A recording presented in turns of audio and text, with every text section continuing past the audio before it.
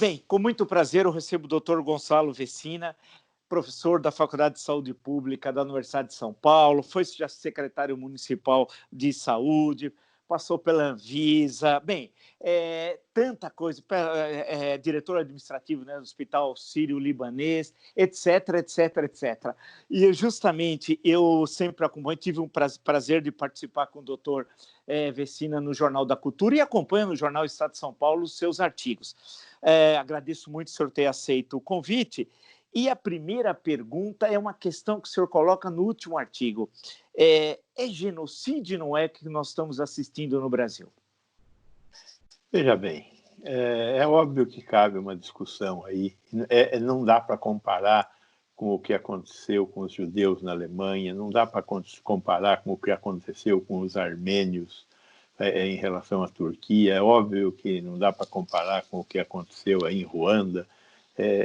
Porém, o fato é que, do ponto de vista da população indígena, nós estamos tendo uma situação de calamidade no Brasil, né? Eu tenho atuado com um grupo de pessoas que estão administrando aquela doação que foi feita pelo Banco Itaú.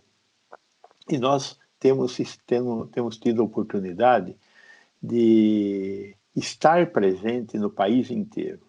Então, nesse momento, um dos lugares mais tensos do país é Roraima.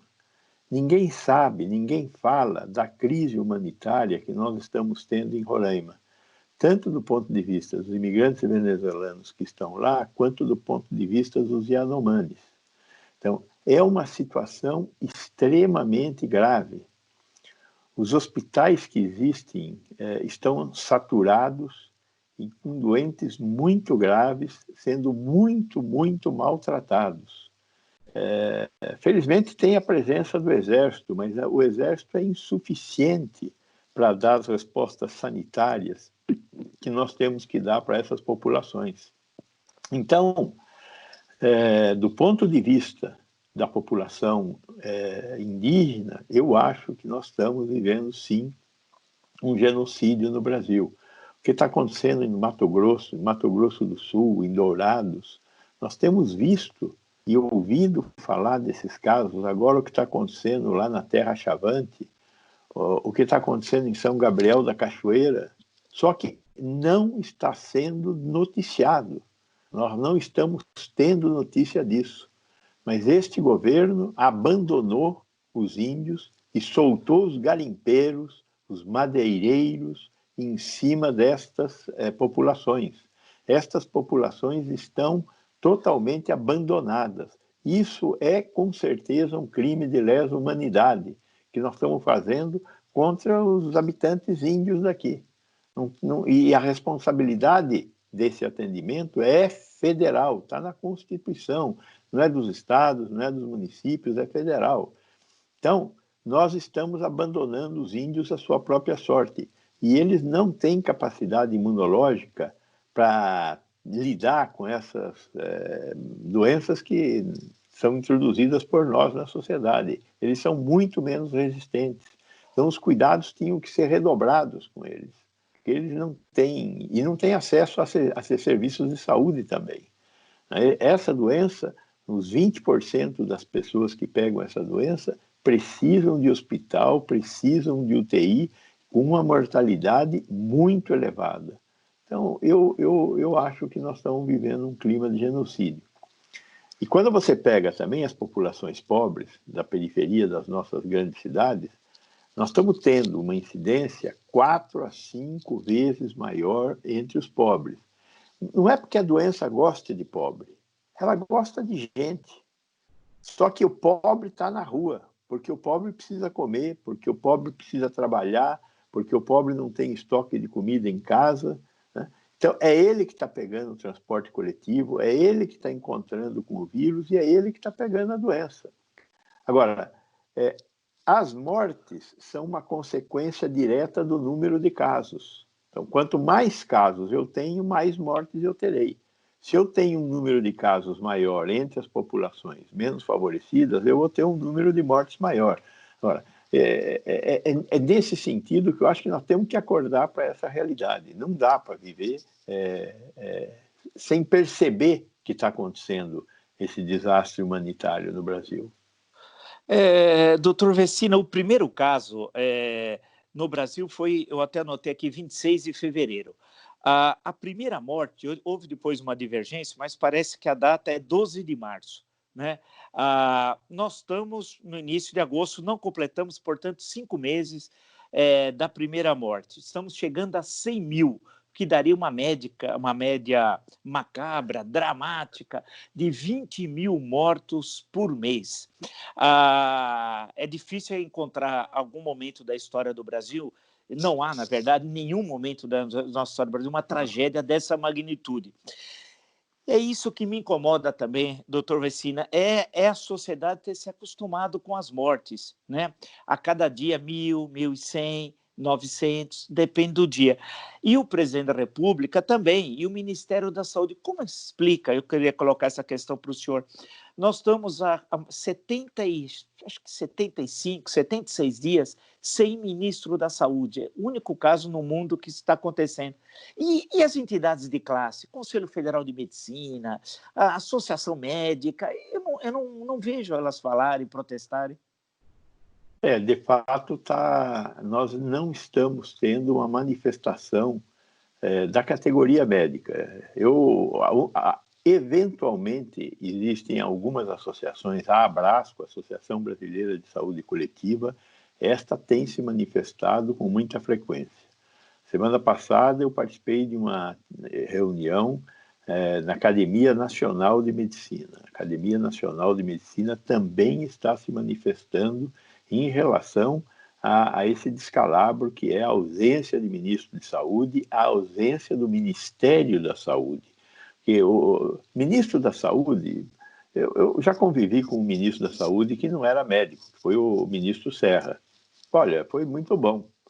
Agora, o Ministério da Saúde, o único não médico que estava ocupando um cargo importante, inadequadamente, podemos dizer assim, que era o cargo de ministro, era o cargo do Serra. O resto tinha gente que era do ramo.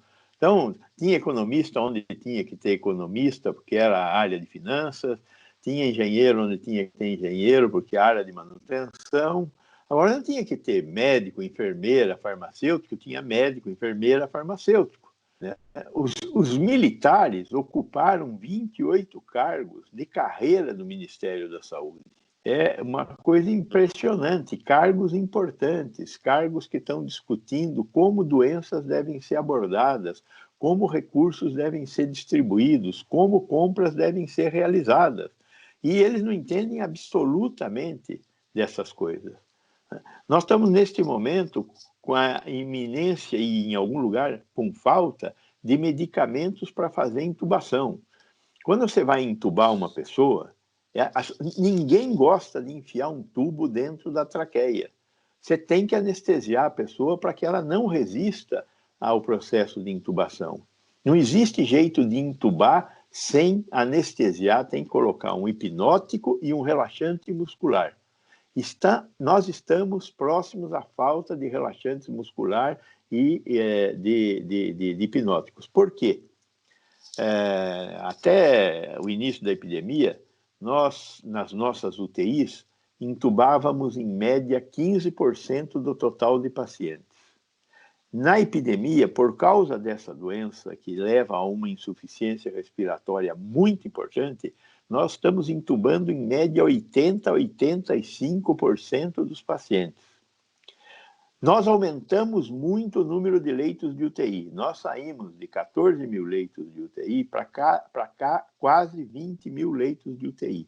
Foi esse milagre da multiplicação dos ovos. Muitos desses leitos de UTI foram feitos com bandalheira e tal, mas nós demos uma resposta. Alguns estados, nós tivemos colapso por falta de leitos de UTI. Basicamente, estamos falando de Manaus e de Belém. No interior do Pará, Marabá, Altamira, também tivemos problemas com falta de leitos de UTI. Mas, na média dos outros estados, chegamos perto em Fortaleza, no Rio de Janeiro, mas o SUS conseguiu segurar as condições de assistência. Em São Paulo, com galhardia, inclusive, muito bem. Pois bem, mas só que o uso de equipamento de proteção individual e o uso desses medicamentos utilizados para sedação e relaxamento muscular subiu de uma maneira absurda. E as fontes de fornecimento de matéria-prima para a produção desses medicamentos estão fechadas. A Índia decidiu não exportar mais matéria-prima. E isso foi uma coisa que nós percebemos nessa epidemia, que tudo que era sujo está na Índia. Tudo que tem a ver com agressão ao meio ambiente, que custa caro você proteger o meio ambiente, foi para a Índia, que não se preocupa com isso. Então, a química fina hoje está concentrada na Índia. E tudo que é mão de obra intensiva se concentrou na China. Então, não fazemos mais máscara, não fazemos mais luva, não fazemos mais avental ou face shield, não fazemos mais nada. Está tudo para lá. E aí, cresce o consumo no mundo, os chineses e os indianos privilegiam a quem? A eles primeiro, é lógico. Né? Então, isso faltou no mundo inteiro e faltou no Brasil. E, neste momento, nós estamos na iminência de falta desses medicamentos. Quem tem capacidade de importar? Uma cidade, o Estado, não tem capacidade de importar. Quem tem capacidade de importar é quem tem o Siscomex, o sistema de controle da Polícia Federal nos portos, aeroportos e fronteiras, o sistema da Receita Federal. Cada órgão desses tem um buraco na entrada do país. Um buraco é um lugar que você entra e cai. Né? É uma burocracia danada. O Estado tem condição de fazer uma importação dessa? Não tem. Quem tem que importar, quem tem que ir buscar na Índia, na China, onde quer que seja, é o Ministério da Saúde. Tem todos os instrumentos para isso, inclusive a máquina de imprimir dinheiro. Pois bem, não foram capazes de fazer isso. Nós estamos perto de ter a falta. Alguns lugares estão com falta, só que não gritam. Né? Algumas áreas estão com falta. E de quem é a responsabilidade disso? É do Ministério da Saúde e do ministro Pazuello. O ministro Pazuello é um sujeito simpático, correto, não tem nada contra ele. Só que ele é um excelente general, mas ele não é um ministro da Saúde. Está no lugar errado, fazendo coisas erradas, infelizmente. Agora, isso tinha que ser cobrado do governo federal, tem que ser cobrado do Ministério da Saúde, tem que ser cobrado do presidente. Este é um equívoco, é um erro, é uma excrescência que está sendo realizada pelo nosso presidente. Doutor Vecina, e as prefeituras que estão entregando agora kits anti-coronavírus? Eu vi agora, mais recentemente, o prefeito de Itajaí, inclusive, vindo com uma terapia nova. Tem coisas que estão acontecendo, tem coisas que estão acontecendo que parece realismo fantástico. A literatura latino-americana, Gabriel Garcia Marques, Vargas Llosa e os clássicos, né? Porque a gente não acredita, né? Como é possível tudo isso? Prefeitura tendo um kit e entregando, sem prescrição, sem acompanhamento médico. Como é possível tudo isso? O prefeito de Itajaí, este vai merecer um pelourinho, porque ele está gastando uma fortuna da cidade. É uma cidade rica, é uma cidade que no passado teve um sistema de saúde invejável. Ele gastou só com ivermectina mais de R$1 milhão, distribuindo ivermectina para a população. E agora veio com essa história da ozonoterapia intranal.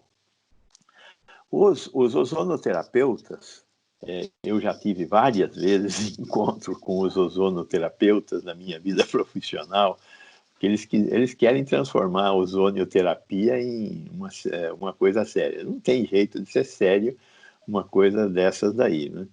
É coisa de louco, parece mais um instrumento de tortura do que um medicamento, uma terapia qualquer.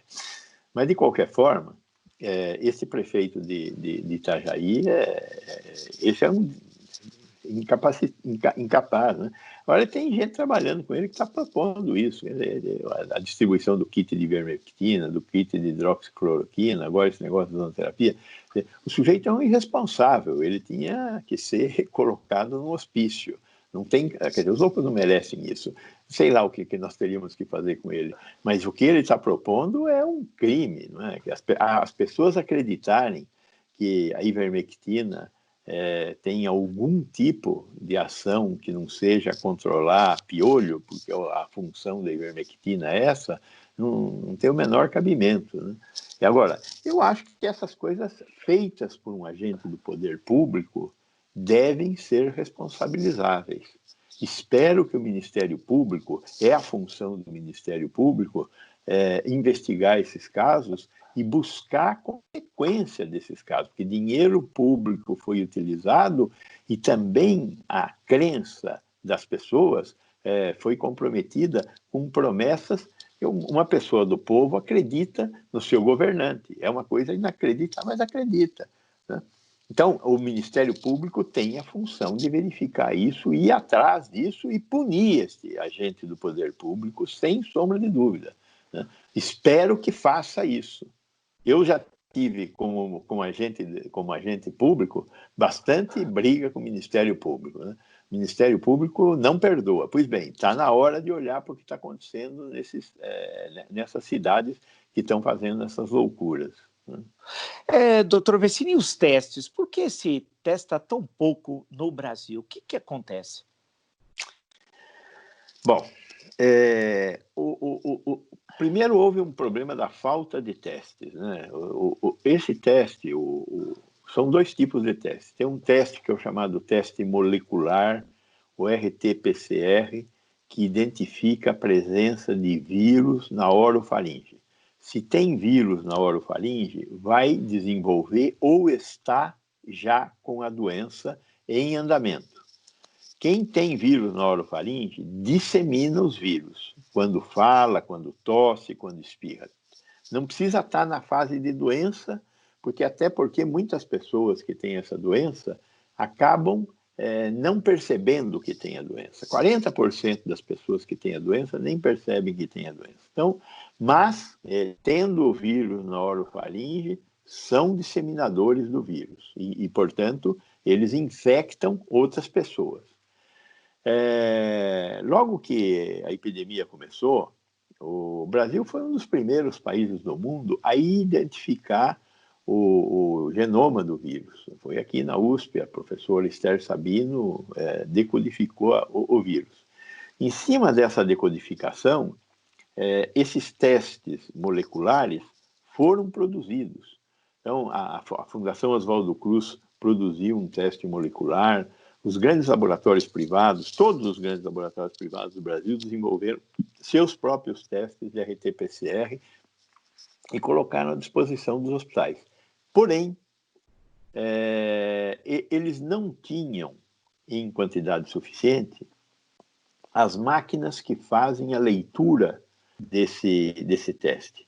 São computadores que processam muito rápido a leitura do código genético. Hoje existem máquinas que fazem 20 mil exames por dia de um exame desse tipo. No Brasil, as máquinas que faziam mais exames eram 500 exames por dia que nós tínhamos. E são máquinas importadas, nós não produzimos essas máquinas. Essas máquinas estão na Alemanha, estão na Suíça, nos Estados Unidos, na China. A China é grande produtora desse tipo de máquina. Então tem que importar. Num mercado aquecido, nós entramos nas filas. As nossas máquinas estão começaram a chegar agora no fim de junho e julho. Nesta sexta-feira vai ser inaugurado um centro na Fundação Oswaldo Cruz, com capacidade de realizar 15 mil exames no Rio de Janeiro e 10 mil exames dia em Fortaleza. Então estamos chegando agora, mas chegando muito atrasado, né? E com isso, nós acabamos, durante todo esse período, fazendo muito pouco testes moleculares. Por quê? Porque nós, embora tenhamos os testes, nós não temos capacidade de processar os testes. Então, a partir de agora, nós devemos passar a ter uma capacidade de realização de entre setor público e setor privado, cerca de 60 mil testes dia. Ainda é pouco, para um país do tamanho do Brasil. A Alemanha realiza 150 mil testes dia num país de 80 milhões de habitantes. Né? Nós estamos realizando, para cada caso diagnosticado, 3 testes, enquanto que os países que já passaram por isso e são desenvolvidos, os países da comunidade europeia, de uma maneira geral, realizam de 10 a 30 testes para cada caso diagnosticado. O caso diagnosticado é fácil, porque ele vai para o hospital. Então, no hospital, você faz o teste. Só que quem vai para o hospital é uma pequena quantidade das pessoas. 20% vão precisar de hospitalização, o resto está fora. E aí, essas pessoas que você não diagnostica, elas ficam transmitindo. E elas transmitindo, a taxa de transmissibilidade aumenta muito e você não consegue manter a epidemia sob controle. Por isso que a nossa epidemia não para de crescer. E nós teríamos que estar testando e isolando as pessoas que têm o vírus na orofaringe. O outro tipo de teste é o teste sorológico, que identifica se a pessoa tem a imunoglobulina circulando, IgG, IgM. Importante é a IgG. Agora, o que esse teste me diz? Me diz quem já teve a doença. O que eu faço com quem já teve? Não faço nada. Quem já teve, já teve. O que me importa é quem vai ter. Porque quem vai ter, eu tenho que isolar e tomar cuidado para que ele não pegue, não sofra muito com a doença, porque essa doença, de repente, ela fica grave, então tem que ficar atento, tem que verificar a saturação de oxigênio, e muitas pessoas não percebem que não estão saturando e acham que estão legal, estão com uma doença, tem febre, tem dor no corpo, etc., mas não percebem que estão ficando suboxigenadas. E aí, de repente, a doença chega e a pessoa morre em casa. Temos muitos casos de morte em casa por falência do pulmão. Né? E também 10, 12% das pessoas temos tido casos de uma síndrome de um processo inflamatório cardíaco muito grave, que também tem levado pessoas a morrerem em casa, né? A síndrome do coração partido e tal. Mas precisa ir para o hospital. As pessoas têm medo de ir para o hospital porque o hospital é um lugar ruim de ir quando você tem uma doença que se dissemina através, entre outras coisas, do ar.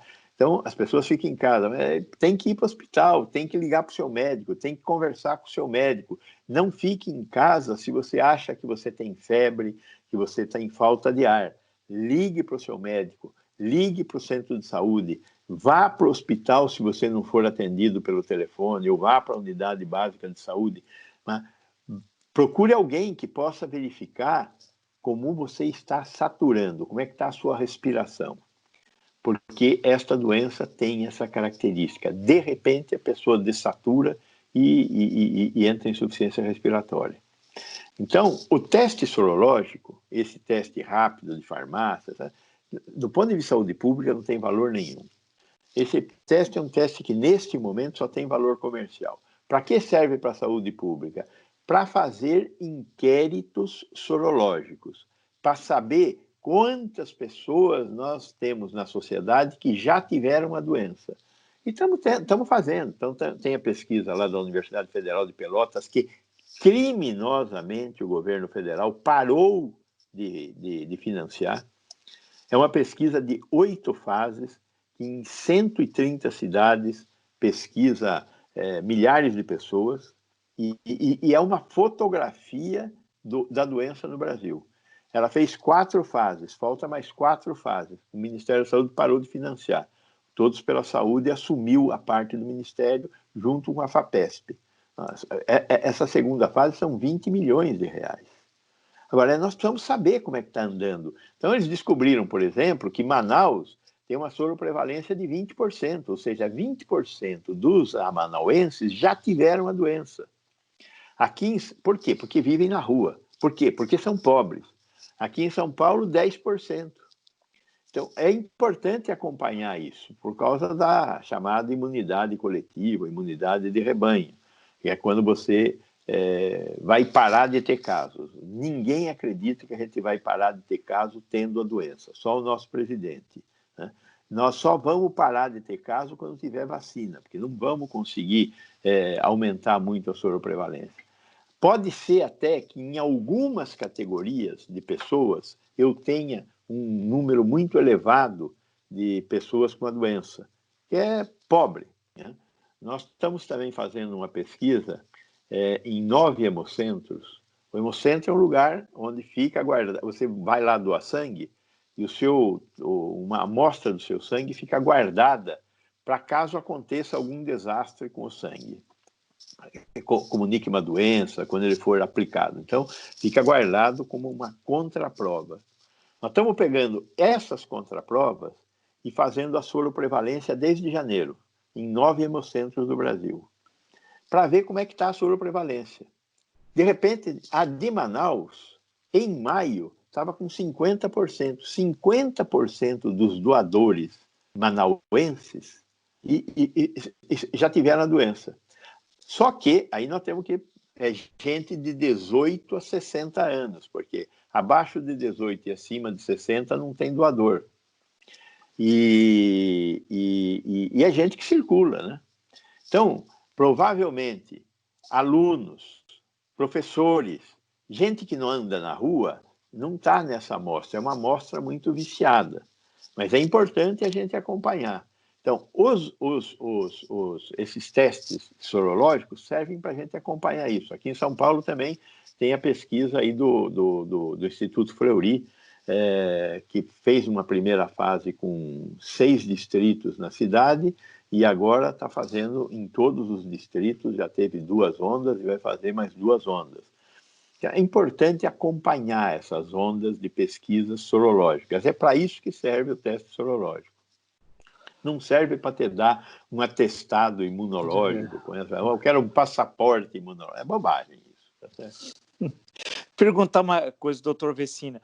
Acho que por volta, não sei se foi no final de março, o deputado Osmar Terra, eterno candidato a ministro da Saúde, tinha dito que no dia 8 de abril, eu não me esqueço a data, porque eu nasci no interior, em Rio Preto, mas a partir dos 9 anos eu estava em Santo André. E dia 8 de abril é dia de fundação de Santo André, e lá que eu terminei o primário e o ginásio. Bem, ele falou que no dia 8 de abril seria o ápice, nós estaríamos lá, chegando lá em cima da curva, e aí começaríamos a descer.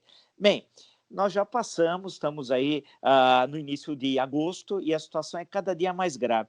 Pergunto para o senhor, quando é que nós vamos chegar nesse tal platô que a gente ouve falar, quem não é especialista como eu, e aí poderemos falar assim, olha, estamos começando a descer a montanha. Quando é que isso vai ocorrer? Olhando para o Brasil, você tem 3 situações hoje. Tem alguns estados que estão descendo, é o caso de Manaus, não é o estado, é a cidade de Manaus, né? Porque o Amazonas é uma coisa na cidade e é outra coisa no interior. Primeiro que tem muito pouco povoado, tem poucas cidades, e no interior a situação é muito ruim, né? As cidades fora de Manaus não têm leitos de UTI. Agora, em São Gabriel da Cachoeira, estão fazendo lá uma UTI de campanha, em Tabatinga estão fazendo uma UTI de campanha, mas praticamente não tem fora de Manaus.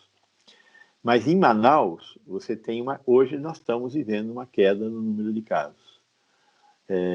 Houve muito caso em Manaus e a queda, eu acho que é muito em função da diminuição do número de suscetíveis e pela manutenção dos grupos de risco e das crianças em casa. Não se retomou a atividade educacional, né? A atividade educacional, ela é um componente complexo, porque na educação, pegando a educação em todas as suas fases, nós temos cerca de 60 milhões de brasileiros envolvidos com a educação, entre alunos, professores e trabalhadores da educação. Uma parte importante dessas pessoas estão em casa, né? Se a gente retomar a atividade educacional, essas pessoas vão ter que sair.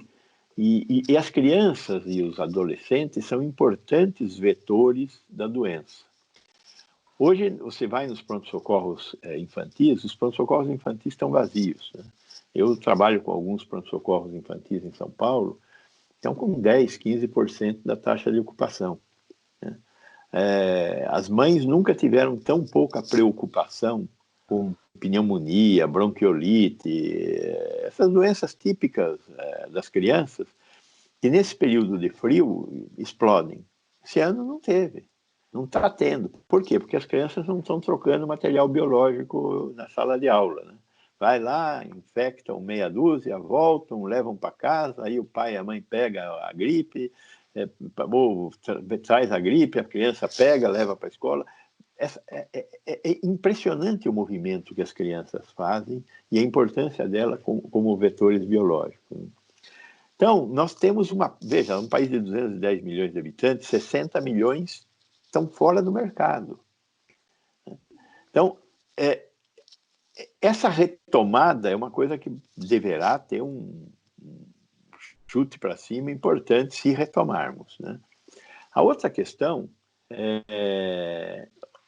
a outra parte do país está em ascensão. Tem um pedaço do país aqui no centro-oeste e no sul que está em ascensão.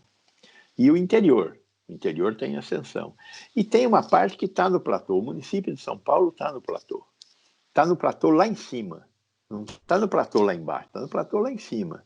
Mas ele estabilizou um pouco o número de casos novos. Agora vamos ver o que vai acontecer com esse negócio de fase amarela, fase vermelha, fase verde, fase isso, fase aquilo. Você abre, a consequência de abrir é aumentar o número de encontros. Aumentou o número de encontros, aumenta o número de casos. É matemático, não tem dúvida. E aí, aumentou o número de casos, aumenta o número de óbitos. E aí você tem que recuar, que é o que os países europeus estão fazendo, né? Vão e voltam. Até onde vai isso? Até aparecer a vacina. Enquanto não aparecer a vacina, nós não vamos chegar na imunidade coletiva, né? Nenhum estatístico, epidemiólogo, sanitarista sério no mundo inteiro fala numa bobagem dessa. Só o nosso caríssimo deputado é capaz de prever uma coisa dessa, com o imenso conhecimento que ele tem de quando era do PCdoB, tá certo? O resto não sabe nada. Doutor Vecina, e o senhor falou em vacina, né? E aí, como é que está? Porque quem acompanha ouve eu falar da vacina de Oxford, a vacina chinesa, há outras vacinas lá nos Estados Unidos, dizem que tem cerca de quase 3 dúzias aí de vacinas sendo pesquisadas no mundo. E como é que o senhor avalia isso e essa possibilidade de tempo? Porque é uma questão cronológica também. A Rússia, de aparecer uma vacina russa que ninguém sabia de onde. E tem eleição americana, a questão de querer apressar uma vacina lá por causa do Trump, tem as questões do Brasil. Como é que o senhor avalia isso? Primeiro, nós estamos há 30 anos querendo produzir uma vacina contra a AIDS e não conseguimos. Então, não é fácil fazer uma vacina. Por outro lado, este vírus, esta família do coronavírus, é um vírus mais simples do que o vírus da AIDS. O vírus da AIDS é um vírus muito inteligente e performático. Ele muda bastante mesmo. Este vírus não tem transformações importantes. E na parte que interessa, que nós estamos trabalhando para fazer vacina, que é na capacidade que ele tem de penetrar células, o vírus não é uma forma de vida. Ele para ter existência, ele precisa entrar numa célula e usar o material da máquina da célula para se reproduzir. E aí ele sai e continua existindo. Explode a célula e continua existindo. Este vírus, esse instrumental que ele usa para entrar dentro da célula é o grande vetor que nós estamos olhando para produzir de diferentes maneiras, diferentes vacinas. Então, a vacina chinesa da Sinovac, que está trabalhando com o Butantan, ela é feita com um vírus vivo atenuado, que é uma tecnologia que o Butantan domina. O Butantan tem várias vacinas cuja tecnologia ele domina, como a vacina da gripe, que é feita com vírus vivo atenuado. A vacina de Oxford, da AstraZeneca, ela é um pedaço do vírus, do coronavírus, que eles pegam e colocam dentro de um vírus RNA, um vírus DNA inativado, e esse vírus DNA, você injeta na pessoa, ele vai entrar dentro da célula e liberar o vetor. E esse vetor estimula o nosso sistema imunológico a produzir uma arma contra ele. É um tipo de um cavalo de Troia. Essas duas vacinas, a do Butantan é uma tecnologia dominada, a da Oxford é uma tecnologia nova, essa tecnologia que está sendo usada. As outras 30, 40 vacinas que estão em fase já de testes clínicos têm diferentes propostas tecnológicas, umas mais conhecidas, outras inovadoras.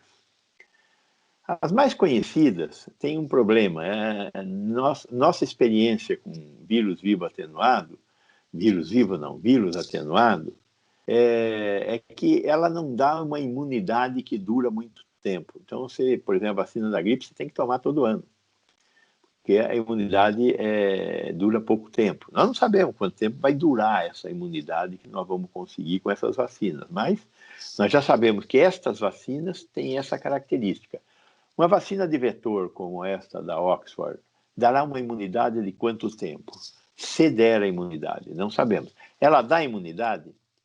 A fase 1, uma pesquisa de medicamento, é feita em uma fase pré-clínica, quando você faz a coisa em laboratório, depois faz a coisa em animal. Animal de pequeno porte, rato, depois vai para animal de médio porte, cachorro, pode até macaco. Muitas dessas vacinas foram pré-testadas em macaco, que é a coisa mais próxima que nós temos com o homem. Passou, não matou, teve efeito na fase pré-clínica, vai para a fase clínica. Na fase clínica, tem 4 fases. Fase 1, você pega 100 pessoas, no caso de uma vacina, 100 pessoas, medicamento é menos. Pega 100 pessoas, injeta e vê se tem algum efeito colateral.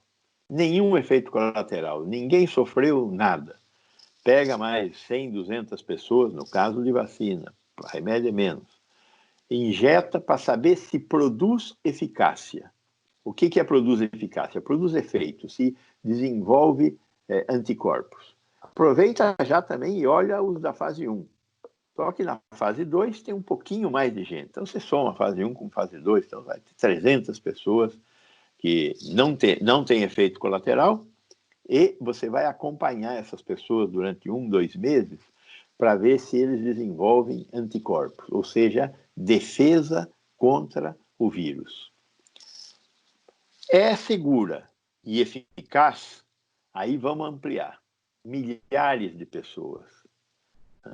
Essa é uma coisa complicada, porque fenômenos clínicos como esse, quando você tem uma amostra pequena, às vezes acontece uma coisa numa pessoa você não consegue enxergar. Então, a ideia de trabalhar agora com 10 mil, 20 mil pessoas é amplificar para conseguir enxergar coisas muito pequenas.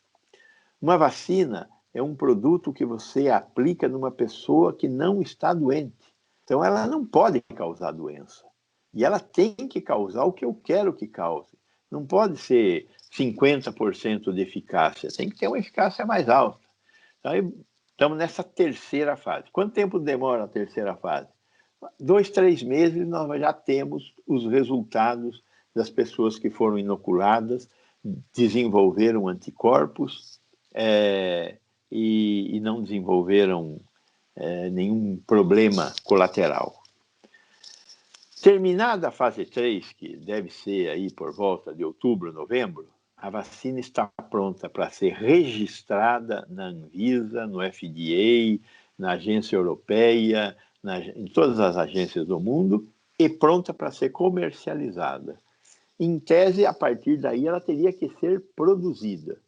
Mas todos esses produtores, inclusive Butantan e Fiocruz, já estão construindo fábrica e deverão iniciar a Sinovac e a AstraZeneca já estão produzindo doses dessa vacina que ainda está em teste. Se os testes não derem certo, dinheiro na lata do lixo. É o risco. Agora, se os testes derem certo, nós ganhamos 4 meses. Em 4 meses, nós matamos 80 mil pessoas. Então, deixaremos de ter 80 mil mortes e vamos jogar R$1 bilhão fora. 2 bilhões. É um dinheiro bem aplicado. É um dinheiro muito bem aplicado. É um dinheiro de risco, mas é um dinheiro muito bem aplicado.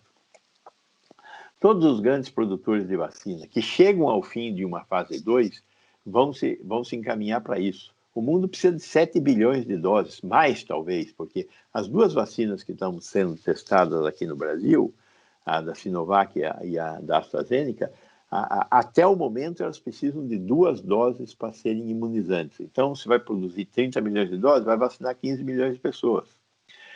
Então, hoje o mundo está correndo com essas vacinas e correndo com a produção e vai ser insuficiente, né? Então, quando a gente fala, olha, quando a vacina chegar com 210 milhões de brasileiros, nós vamos demorar. Primeiro vamos vacinar os profissionais de saúde, depois vamos vacinar os grupos de risco, os professores, depois nós vamos vacinar o resto do povo. Então, não é uma bala de prata, é uma equação que tem que ser compreendida pelas pessoas e o Estado precisa ter políticas públicas. Então, neste caso, graças a Deus, o Ministério da Saúde compareceu, comprou as vacinas da AstraZeneca, aceitou que a Fiocruz assinasse o termo de cooperação com a Oxford AstraZeneca. A vacina de São Paulo, do ponto de vista que as coisas estão hoje, parece que ela é só para paulistas, porque não tem um acordo nacional para utilizar a vacina de São Paulo. Certamente vamos ter que passar por essa situação. Não sei como é que vai ser a conversa do Dória com o presidente, mas vai ter que ter essa conversa, porque não vai produzir a vacina aqui para vender na África ou aqui na América Latina. Primeiro, se a vacina for uma vacina adequada, correta, se as 2 vacinas derem certo, a chance de nós cobrirmos mais rapidamente o território nacional será maior. Então, tudo isso está no futuro imediato. Doutor Vecina, para concluir a nossa conversa, eu aprendi muito, viu? Você é um bom professor aqui. Prestei atenção. Qual lição ou quais lições é possível tomar da gente aprender com o que aconteceu agora, nesse ano, no campo da saúde pública, para que, não sei se é banal o que eu estou dizendo, isso não se repita, como se a gente tivesse controle de todas essas variáveis, né? Que não é fácil. Qual é a grande lição ou lições que a saúde pública aprendeu aqui no Brasil, tendo em vista o primeiro caso de 26 de fevereiro, a primeira morte 12 de março e essa tragédia de 100 mil mortes? Bom, primeiro a gente tem que aprender que uma epidemia de transmissão respiratória, ela anda muito rápido. Muitas pessoas me perguntam o que nós não fizemos que nós deveríamos ter feito. Eu não consigo responder o que eu faria que eu não fiz honestamente. Eu não consigo enxergar honestamente algo que não foi feito. Por quê? Porque foi muito rápida. E com o que nós sabíamos dessa doença, o que nós fizemos não foi tão errado. Exceto a questão de compra de EPI, essas barberagens que não foram fruto do conhecimento, foram fruto de incompetência, né? A compra de respiradores, essas bobagens. Agora, de resto, eu não acho que nós erramos tanto assim. Mas, para o futuro, as lições da pandemia. Primeiro, ter um sistema de saúde de base universal, que as pessoas não têm o que pagar, porque as pessoas não têm como pagar, é fundamental. Então, os países europeus estão aprendendo que eles estavam descuidaram dos seus sistemas de saúde. Educação é fundamental, saúde também é fundamental para construir uma sociedade mais civilizada e mais igualitária. Então, essa é um aprendizado importante. O outro aprendizado é, nós temos que agredir menos o meio ambiente. Esse vírus saltou do morcego para, provavelmente, aquele réptilzinho lá, o mamífero, aquele mamífero, parece um mangusto, mas não é um mangusto, eu não lembro o nome dele agora. E do mangusto para o homem, pela agressão que o homem faz ao meio ambiente. Se não fosse essa agressão, diminui tanto o espaço de vida dos morcegos, provavelmente ele não teria o vírus não teria que saltar para continuar existindo. Então nós temos que tomar cuidado com a agressão ao meio ambiente. Na Amazônia, tem um monte de vírus que nós conhecemos que são altamente letais. O vírus sabiá é um vírus com o qual nós já entramos em contato. E ele matou pessoas já no Brasil. Ele está lá, no meio da floresta. Se ele não tiver espaço para continuar lá, ele vai tentar vir para cá. Vai saltar como fez o Covid-19 lá na China.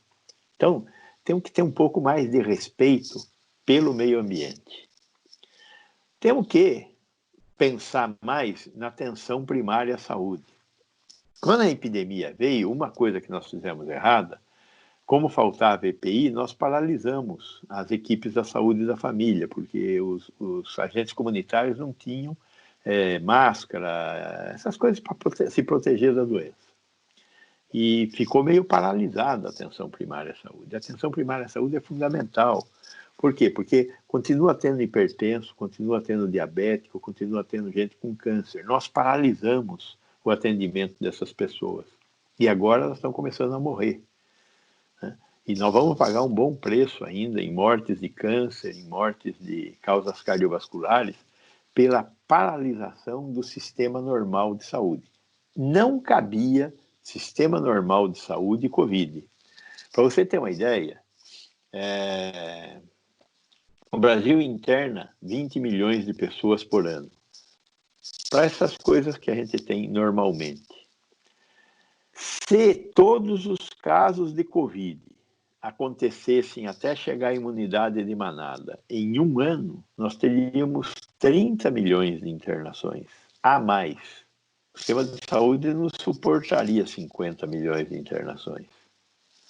Então, a parada em cirurgias eletivas e em atividades intra-hospitalares foi uma parada recomendável. Mas não tinha que ter parado o consultório médico. Os médicos fecharam os consultórios.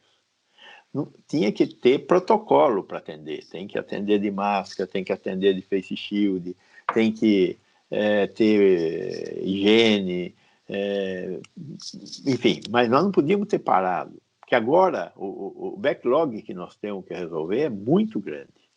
Não tinha que ter parado de fazer raio-x, tomografia, fazer investigação de câncer.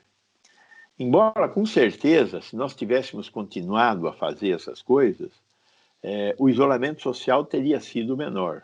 Então, é um jogo de pesos e contrapesos que tinha que ser mais inteligentemente utilizado por nós, para evitar esse acúmulo que nós temos agora dessas doenças, que são do que os brasileiros, sei lá, no mundo inteiro, isso é mais ou menos assim, né? 35% morre de causas cardiovasculares, 20% é câncer, 15% é violência, que foi o que caiu. Violência no trânsito, essa coisa caiu. Né? E os outros 30% é um emaranhado de coisas que matam as pessoas. Né? Então, nós temos que, numa próxima epidemia, pensar um pouco nesse conjunto do funcionamento do sistema de saúde. Legal, doutor Gonçalo Vecina, muito obrigado pela sua disponibilidade, pelas questões colocadas, que eu acho que foram importantíssimas, né? Para a gente entender a complexidade desse momento que a gente está vivendo, que realmente não é fácil. Quando as pessoas falavam em 45 mil mortos, lá em fevereiro, eu falava, essa pessoa está exagerando, não vai ser. Nós passamos pelo dobro disso, quer dizer, é terrível o que nós estamos vivendo. Vamos ver se nós aprendemos e saímos dessa, né? Não é fácil. Bom, valeu. Muito obrigado então. e parabéns pela sua combatividade, que é uma coisa fundamental neste momento, neste nosso Brasil, viu? Parabéns. Valeu, doutor. Muito obrigado, então. Até a próxima. Tchau.